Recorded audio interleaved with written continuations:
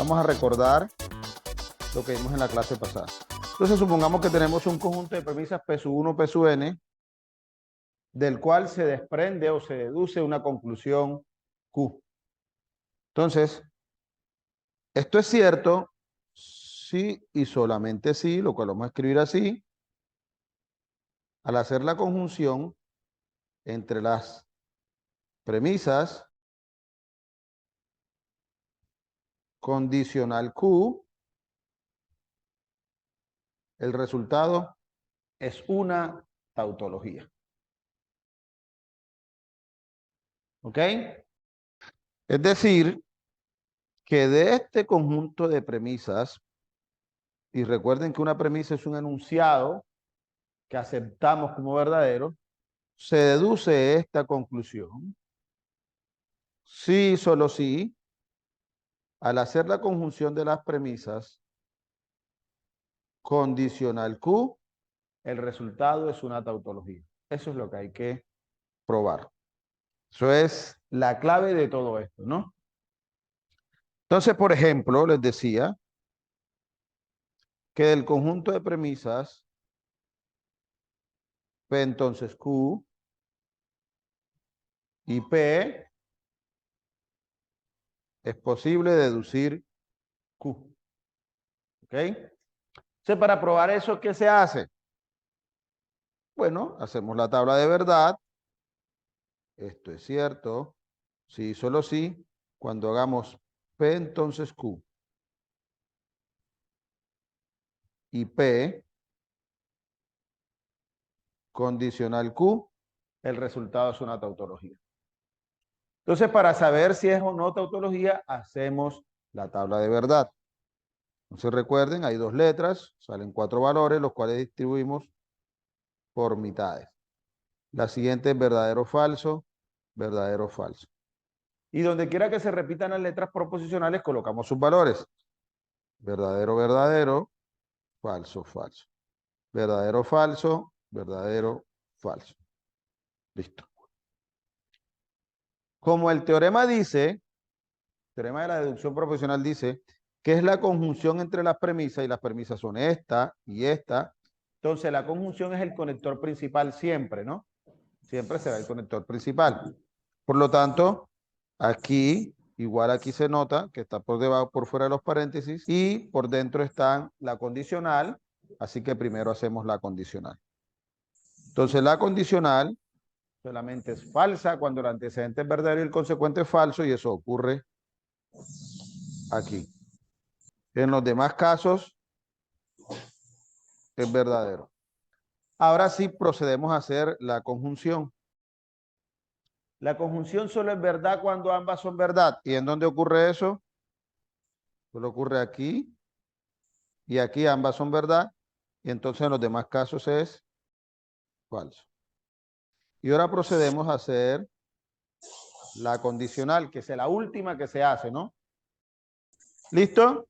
Entonces dice que solamente es falso cuando el antecedente es verdadero y el consecuente es falso. Pues resulta, el antecedente es verdadero es aquí, pero su consecuente es este, y también es verdadero, así que en ningún caso es falso. Hasta ahí vamos bien. Eso significa, hombre, que de P entonces Q y P se deduce Q. Eso es lo que hay que hacer siempre.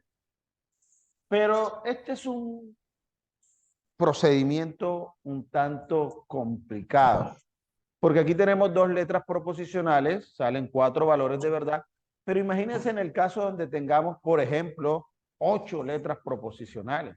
Salen 2 a la 8 posibles de valores de verdad, así que el manejo de esas tablas es tedioso. Entonces, pasamos a otra forma de presentar la deducción proposicional. Entonces, por ejemplo, esto que tenemos acá arriba, que significa que Q se deduce del conjunto de premisas, se puede escribir de forma vertical de la siguiente manera. Y es que P sub 1, P sub 2, P sub 3, P sub n, conclusión. Esa es lo mismo y significa lo mismo que del conjunto de premisas P sub 1 hasta P sub n se deduce o se concluye Q. Entonces, si yo quiero escribir ahora esto que teníamos aquí en forma vertical, escribiríamos premisa 1, P, entonces Q. Premisa 2, P, conclusión Q. Como ya demostramos que eso es una tautología, entonces eso se convierte en una ley, porque ya eso es verdad. Es decir, siempre que tengamos una condicional, como en efecto aquí la tenemos, P entonces Q, y tengamos además la afirmación del antecedente de ese condicional, como en efecto aquí lo tenemos, se tiene como conclusión el consecuente de ese condicional. No se lo graben, nuevamente les digo, con las letras P y Q, grábenselo con la estructura. Siempre que se tenga un condicional y siempre que se tenga el antecedente, se puede concluir el consecuente, ¿ok? Y eso es una ley, permítame borrar aquí, que tiene nombre propio, que se llama modus ponendo ponens. Modus ponendo ponens o afirmando afirmo. Entonces yo voy a abreviar MPP. Ya ustedes saben que eso es modus ponendo ponens. Así como ella, hay más leyes. Por ejemplo, ustedes pueden demostrar que dado P entonces Q, es decir, dada una condicional, y dada también la negación del consecuente de ese condicional, se tiene como conclusión la negación del antecedente de ese condicional. Eso también pueden probarlo, hacer la tabla de verdad y ver que en efecto se cumple, ¿no? Y esto también es una ley llamada modus tollendo tollens, o negando niego, o modo negar negando. ¿En qué consiste?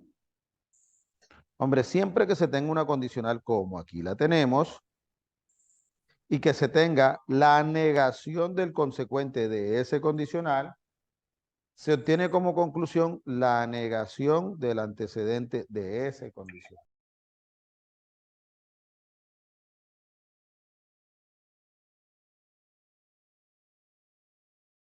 Listo, esto se llama ley del modus tollendo ponens o negando afirmo. ¿En qué consiste? Dada una disyunción, como aquí la tenemos,